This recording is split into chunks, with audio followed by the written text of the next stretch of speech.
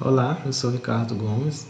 Agradeço a oportunidade de apresentar a minha pesquisa no 17º Seminário de Progresso da Escola de Música da Universidade do Estado de Minas Gerais. Minha pesquisa de título Associação de Estímulos Musicais e Expressões Faciais para a Memorização de Melodias é orientada pela professora doutora Marília Nunes Silva. A literatura científica já mostrou que as músicas exercem influência sobre as emoções e sobre a memória porque ela compartilha de determinadas bases neurológicas do reconhecimento de emoções. Então, para esse estudo, eu quero investigar se a adição da expressão facial poderia melhorar ou piorar esse reconhecimento de melodias. Então, a gente chega no meu problema gerador, mas se as emoções exercem influência sobre a memória, a associação de estímulos musicais e expressões faciais poderia influenciar a recordação de melodias? Então, o objetivo específico é investigar a influência dessa associação na recordação tardia de melodias. Para isso, eu elaborei um experimento na qual espera-se a participação de 60 participantes, sendo 30 músicos e 30 não músicos, idade entre 18 e 40 anos. Esses participantes, separados em dois grupos, um grupo que ouvirá somente áudio e outro grupo que ouvirá áudio associado à imagem, realizarão primeiro uma tarefa de codificação implícita, onde eles vão ouvir 20 estímulos repetidos 4 vezes e, posteriormente, após 30 minutos, eles farão uma tarefa de reconhecimento de estímulos musicais. Então, vou apresentar esses mesmos 20 estímulos e mais 20 que a gente chama de distratores.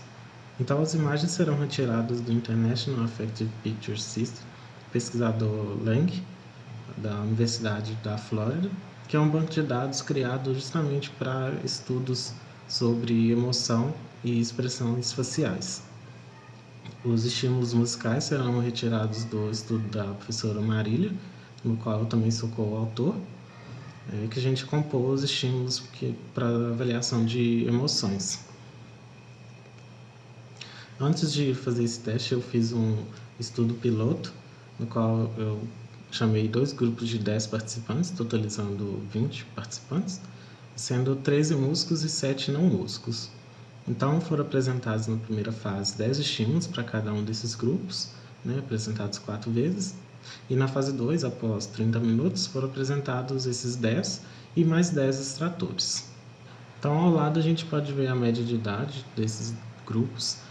Então, o primeiro grupo que só ouviu o áudio teve uma média de idade de 26,8, um desvio padrão 6,69, que é o quanto essa média pode ir para cima ou para baixo. O segundo grupo, que ouviu o áudio associado à imagem, teve uma média de idade de 27 anos, desvio padrão de 5,71. Embaixo a gente vê a média de horas de estudo semanal dos músicos. Então, para o primeiro grupo, que só ouviu o áudio, a média foi 1,70 hora, com desvio padrão de 1,8. Então, estão estudando um pouco. O segundo grupo, que ouviu o áudio e associado à imagem, teve uma média de 5,10 horas por semana, com desvio padrão de 6,52. Então, os resultados do experimento piloto. Então, agora, de forma geral, a comparação entre grupos, com a correção Menowitz, que é uma análise mais fina. O primeiro grupo acertou em média 8,80 estímulos e o segundo grupo 8,70. E aí, como que a gente sabe que essa diferença é significativa ou não?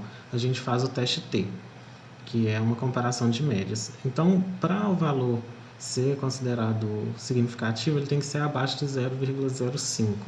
No caso, foi 0,605, ou seja, muito maior.